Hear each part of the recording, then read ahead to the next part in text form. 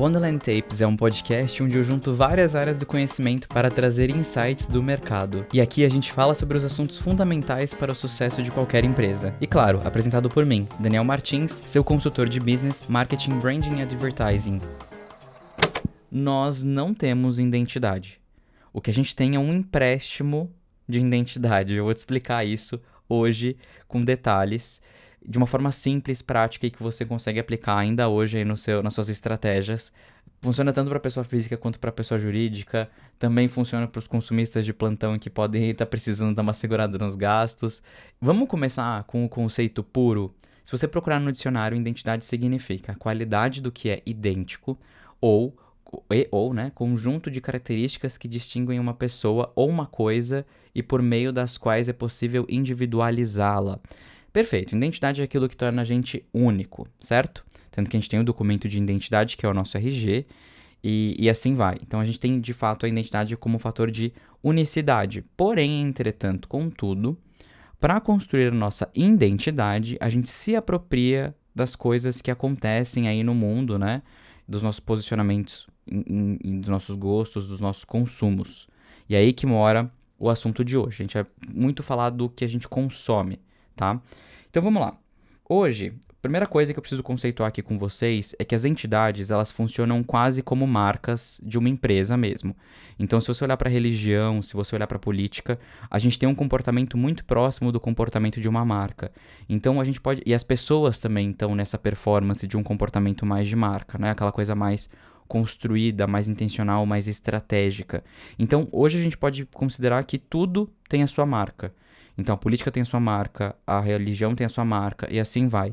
E isso muda, inclusive, do lugar onde você frequenta, quando a gente fala de uma religião, por exemplo. Então, dentro de um mesmo... E até na política, né? Dentro de uma mesma polaridade, você tem variações. Beleza. E aí, dentro disso, o que acontece? Você constrói, na verdade, né, uma característica para aquela pessoa que te expressa uma opinião política de acordo com o que ela falou que ela gosta, daquilo que ela defende. Então, quando ela fala que ela defende o político X ao invés do político Y, você está entendendo que ela tem uma tendência a se comportar igual àquele político que ela está defendendo, porque ela meio que identificou aquele político como um idêntico, alguém com a qual ela se identifica. Todo mundo sabe o que tem acontecido na política brasileira e como nós temos aí uma sociedade polarizada e não tem como ser diferente, tá? Até do ponto de vista antropológico, é muito importante que a gente tenha essa polarização para que exista essa expressão de quem nós somos. Então, faz parte, tá, gente? Não é uma coisa que a gente consegue tirar da estrutura e da harmonia que o ser humano vive hoje. Então, se a gente tem harmonia, é porque a gente também tem o caos, tá? Estou compartilhando aqui com vocês, inclusive, um conhecimento do meu estudo de antropologia, né? Eu tenho feito aí um curso com o Michel Alcoforado, que é PhD em antropologia, que escreveu o livro Coisa de Rico, que eu já indiquei aqui, já indiquei também no TikTok, já indiquei no meu Instagram. Maravilhoso esse livro, para você entender a elite brasileira e como ela pensa, se você trabalha com esse alto padrão, se a sua marca é para alto padrão, ou até mesmo se você tem curiosidade, apesar que eu acho que realmente é um conhecimento que todo mundo tira proveito, se souber, né? Mas enfim, ele tá aí como uma referência, o curso dele inclusive é muito bom. Sinto muito que ele já tenha fechado a turma e não tenha como contratar mais esse curso, que é tudo culpa da cultura, o nome do curso. Mas é muito bom, foi um dos melhores cursos que eu fiz assim na vida. Tô apaixonado pelo curso, apaixonado pela antropologia e quero consumir inclusive mais conteúdos, cada vez mais conteúdos, porque de fato não tem como. A antropologia é assim, gente, uma matéria pra realmente trazer para sua vida, porque ela é a única matéria que nós temos aí, né, a única frente de estudo que unifica o homem em um ser indivisível, né, numa coisa única, porque a gente tem as coisas separadas, né, então nós temos história, temos geografia, temos comportamento, temos psicologia, etc. Chegou até uma notificação aqui, deixa eu colocar no modo não perturbe. E aí quando você tem a antropologia, ela pega e junta tudo isso numa coisa só, é interessantíssimo. E uma das coisas que ele traz é justamente sobre essa necessidade da gente ter essas polarizações eventualmente, desse caos eventualmente, para que a gente tenha essa harmonia de modo geral. O que acontece é que a gente precisa se expressar. Não tem como, nós precisamos nos expressar. E aí a gente encontra nas marcas esse lugar também de expressão. Então, quando você escolhe se você vai ter um celular da Samsung, vamos considerar os topos de linha, né? Os melhores celulares da Samsung contra os melhores celulares da Apple.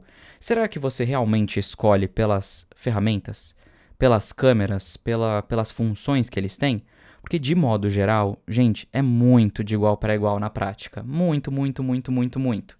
Então é uma questão de outros fatores de identidade, do como a marca constrói. Claro, a marca da Apple é muito mais potente do que a marca da Samsung. Então a Apple costuma ganhar em muitos setores, em muitos cenários, o jogo, né? Consegue ganhar aí o mercado em cima da Samsung. Mas Samsung é muito boa. O celular da Samsung não é ruim. Eu sou um usuário da Apple há anos, eu uso. O usuário da Apple parece que eu sou viciado, né? Eu sou mesmo. Eu uso o Apple desde 2013? Acho que sim. Eu uso desde antes, na verdade. Acho que desde 2011 eu tinha os iPods Touch. Tive um iPod Touch que eu não lembro a geração, um outro iPod Touch. Depois eu troquei para um iPhone 4S. Eu tive celulares normaisinhos, né? Assim, os smartphones mais simples. E aí eu juntei um dinheirinho e comprei um iPhone 4S na época.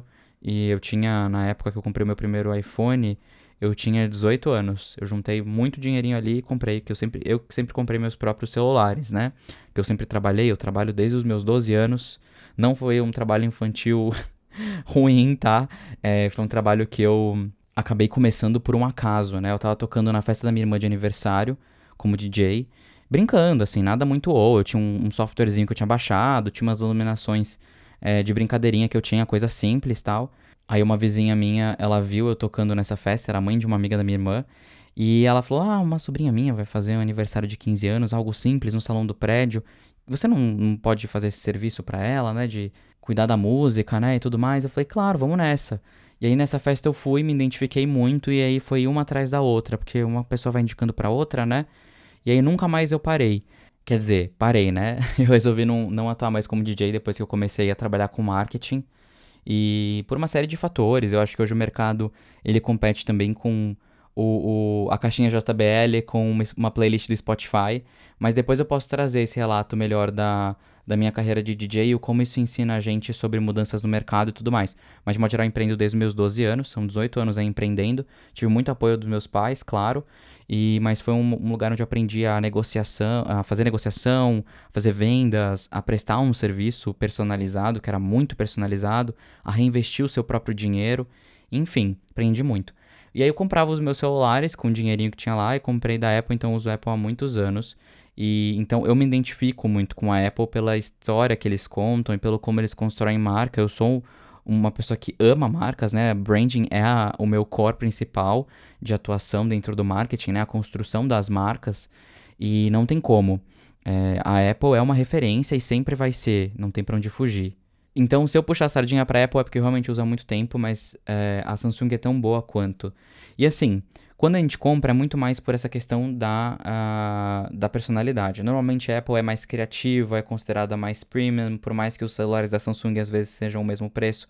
Então, não é uma questão de qual é mais elegante, qual é mais chique, qual é mais requintado, não. Mas é porque a Apple, a marca Apple, é mais conectada com esse lugar do requinte, né? Então, a Samsung não foi para esse caminho com tanta força. A Samsung ela tem uma linha muito mais acessível. Então, existe uma história de marca que torna a Samsung uma coisa e a Apple outra. Então, a Apple é para quem quer criar conteúdo. Então, se você for ver um creator, né, é muito difícil ele ter um Samsung. A maioria dos criadores de conteúdo grandes, né, que tem poder aquisitivo, vão para a Apple. E a Apple tem ferramentas que facilitam a vida de um criador de conteúdo, como uma câmera muito bem equilibrada, né, em questão de cores, em questão de ruído, né? Então é tudo muito pronto para os criadores de conteúdo, porque de fato a Apple ela tem esse público da criatividade, tanto que quando você vai numa agência, na maioria das vezes ela usa os MacBooks e é tido como uma coisa assim, é MacBook, pronto, acabou, não tem espaço para Microsoft, não tem espaço para nenhuma outra ferramenta, né, de trabalho, senão o MacBook.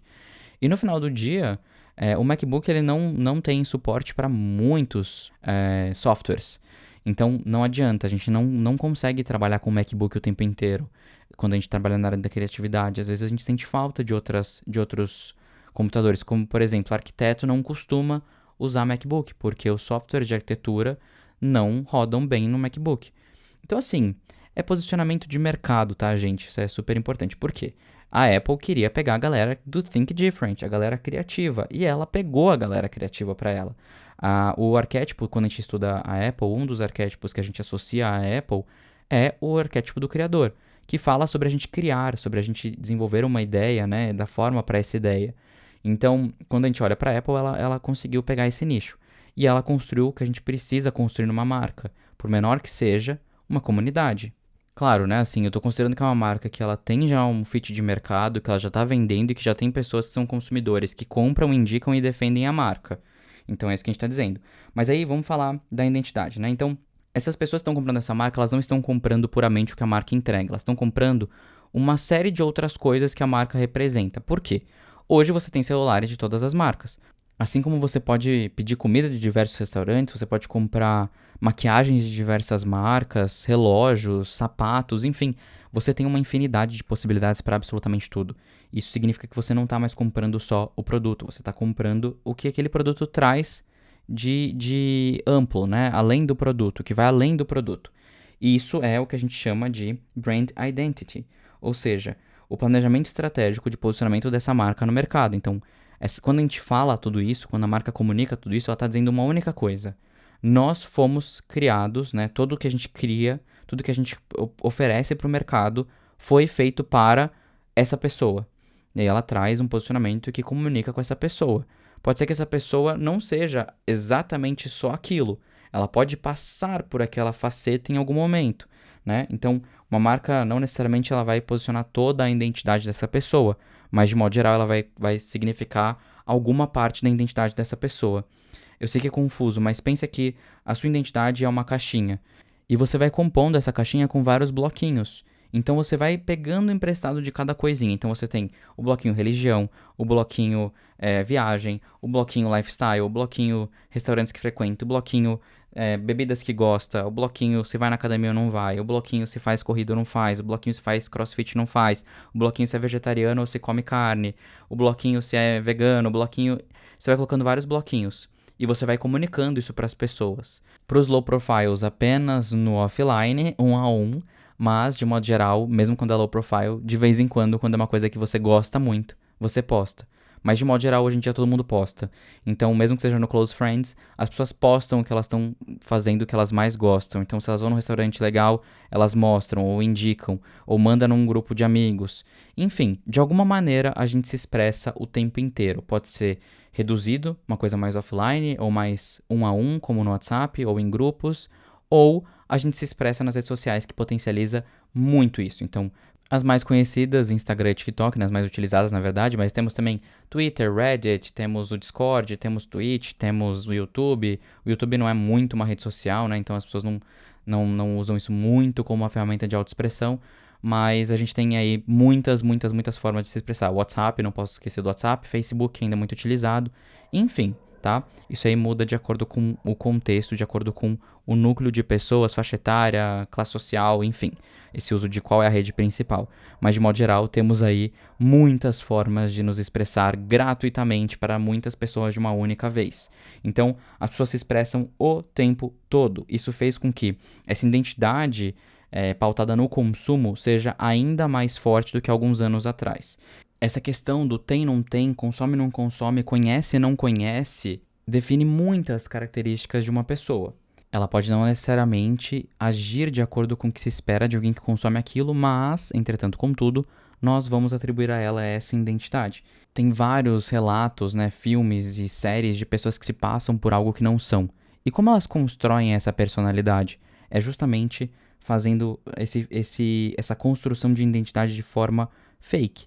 Então, hoje, essa questão da construção de identidade, ela não é feita simplesmente de forma natural. Muita gente usa isso de forma intencional e muita gente forja identidades porque nós construímos a nossa identidade a partir de consumo. Isso faz com que você seja um grande editor de qual é a sua identidade, desde que você faça isso com estratégia. Que é basicamente o que as pessoas falam que é a marca pessoal. Isso significa que tem que ser fake? A minha opinião é que não, tá? Eu sou um grande defensor de que isso tem que ser realmente algo genuíno. Se você fizer isso de maneira fake, você vai uma hora ou outra, entre aspas, ser descoberto. Então não adianta você fingir que você é mais inteligente ou mais bem-sucedido do que você é, tá? Mas você também não pode ser humilde e fingir que você é uma pessoa menor do que você é só por vergonha de ser quem você é. Não. Se aproprie do lugar que é seu. Mas a construção de identidade ela é interessante porque ela necessita da identidade da marca, ela necessita da conexão que você tem com a marca, aí você compra esse produto, essa roupa, etc. E você gasta essa identidade até que você tem que comprar outra. Então, não é um ciclo que você acumula simplesmente, você também tem que recomprar, reforçar.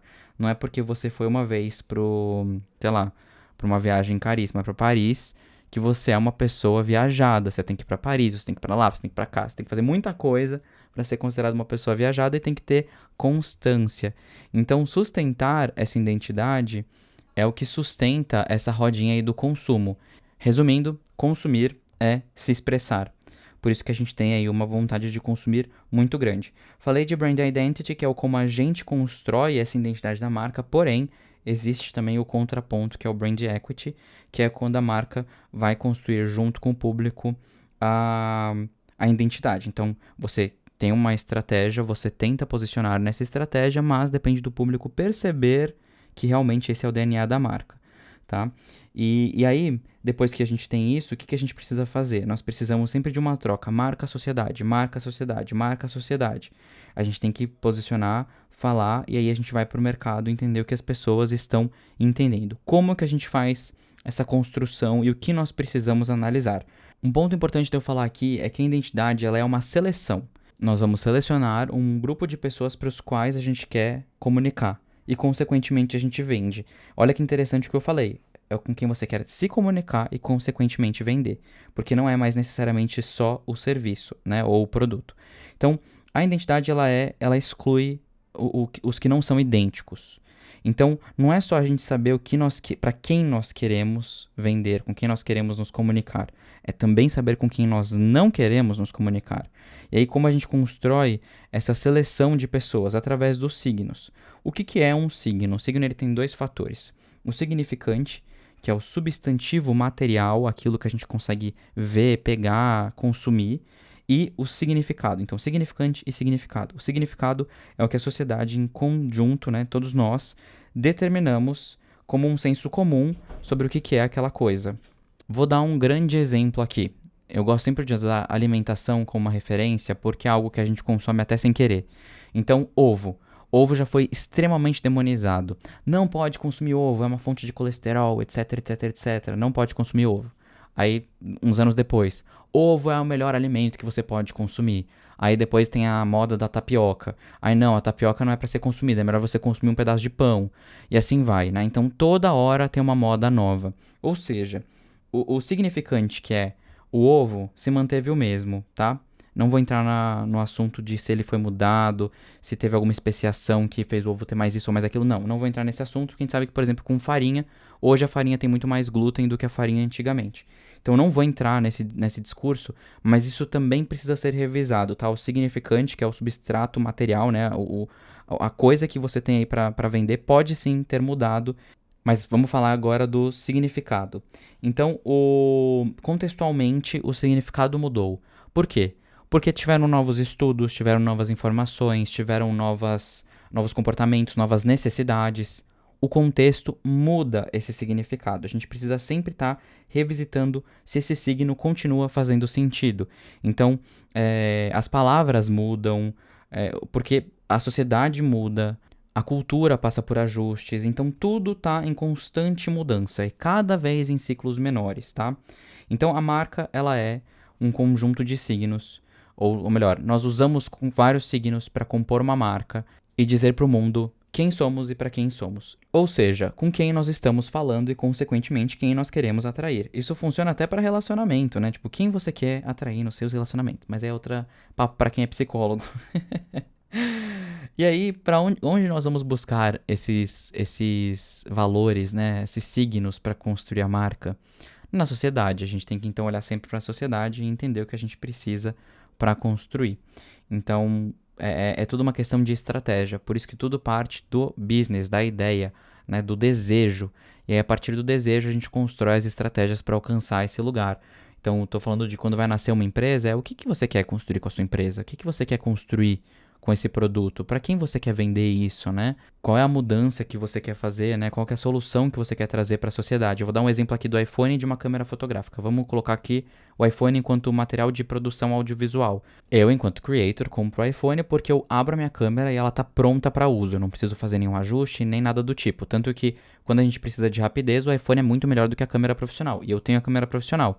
Porém, se você quer algo mais artístico, algo que você tem mais controle, o iPhone não é o seu go-to. Você vai procurar uma câmera profissional que tenha mais características, mais possibilidades ali e que seja um pouco mais difícil e específica de utilizar. Então, você quer facilidade, vai para o iPhone, e você quer mais controle, vá para a câmera profissional.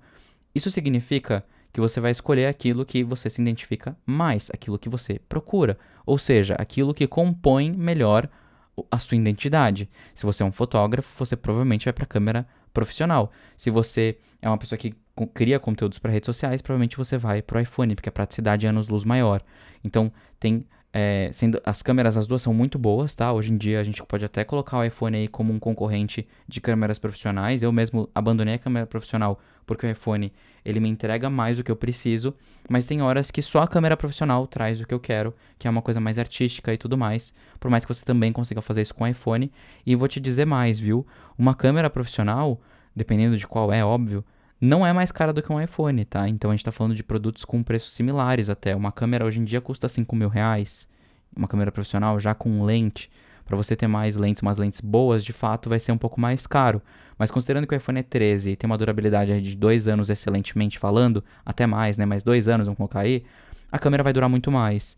Então a câmera ela acaba sendo até mais barata às vezes do que o iPhone, juro pra você. Por mais que ela tenha menos funções, né? Se a gente tá falando de criação de audiovisual, você pode ter um celular mais barato e uma câmera. Mas não, a gente prefere ter um celular mais caro com a câmera. Por quê? Porque o público que compra o celular e não compra a câmera, ele quer facilidade. Então você prefere ter um celular mais barato e comprar uma super câmera para viajar, ou levar só um celular maravilhoso que você só usa na viagem, mas você deixa de comprar a câmera porque o celular te serve.